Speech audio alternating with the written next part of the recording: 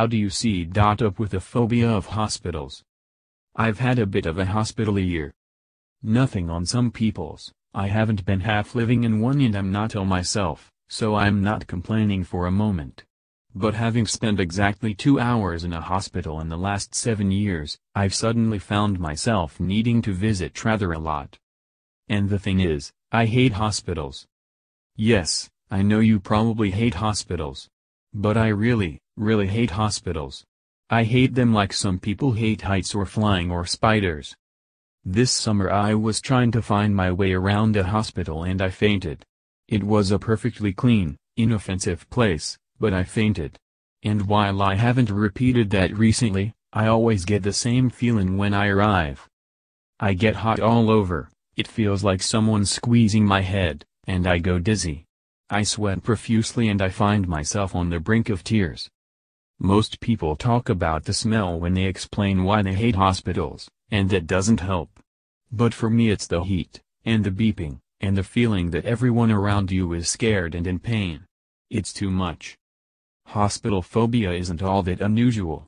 I asked Dr. Ritika Sukbiro what causes it. She told metro.co.uk, "We generally appear to be afraid of hospitals as we associate them with something going wrong in our body that needs to be fixed. This can be linked to something bad happening to us and a sense of not being in control. It's a fear with the ultimate fear being death. One might say it can throw us into a mini existential crisis. This fits pretty well with my experiences as I'm paranoid about my health. I put my smear test off for 18 months because I was so scared it would reveal I was riddled with cancer. Hospital phobia can be a real problem. I've found my desire to stay away from the places so overwhelming that it's made me a bad friend. It makes me worry about having children. But when someone you love is in hospital, there isn't space to be selfish.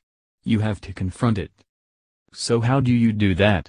Dr. Ritika told us I would initially suggest to normalize the feeling you have.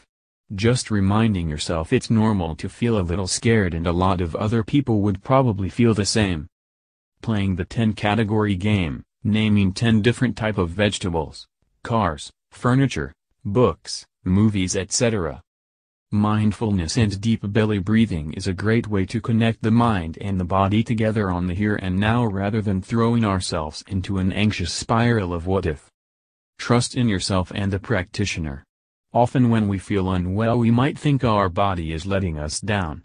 However, if we flip this thinking around we might actually be able to tell ourselves my body is fighting to keep me healthy and going and my doctor is trying to help me do the same.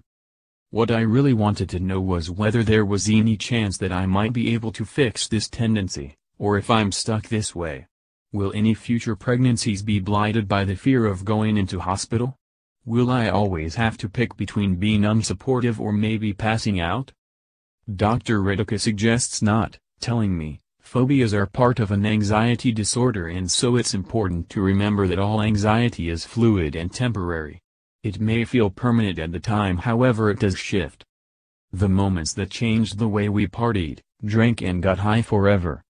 Woman who ate at least 21 microwavable burgers a week kicks habit. There and number 039, has been a massive rise in the number of women getting their boomholes bleached. If your hospital phobia does stop you from being able to visit people you love, please try not to let it hurt you. Whether it's writing letters, sending little care packages, making phone calls or being there as soon as they get out, there is plenty that you can do to make sure that your important person feels loved if you are not able to visit. We don't choose our phobias. They're not our fault. It's okay to be scared.